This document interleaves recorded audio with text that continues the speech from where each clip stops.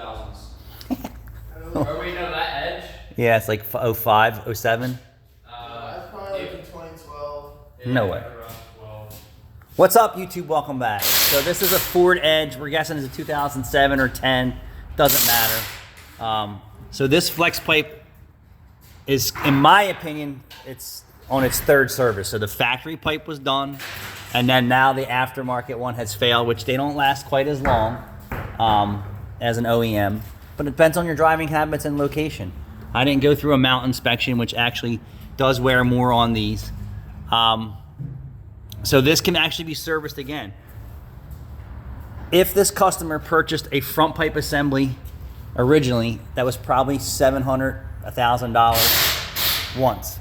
Now the customer is, so factory one, second one, right? And then third one. So if you're at a regular repair shop in for a flex pipe, all they can do is replace the whole front pipe, costing you thousands every time you're in for that particular part failure.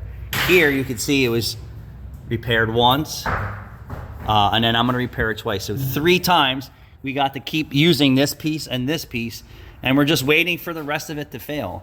I've seen these entire exhaust systems replaced because certain shops can only do that, which is replace the whole exhaust system, or their commission program and pay program is based on sales and profits, and you wonder why you're getting a whole exhaust system. There you go.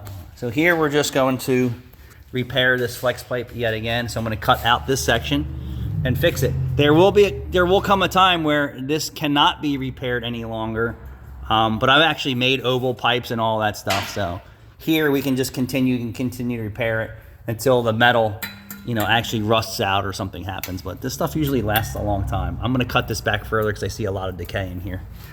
Thanks for watching.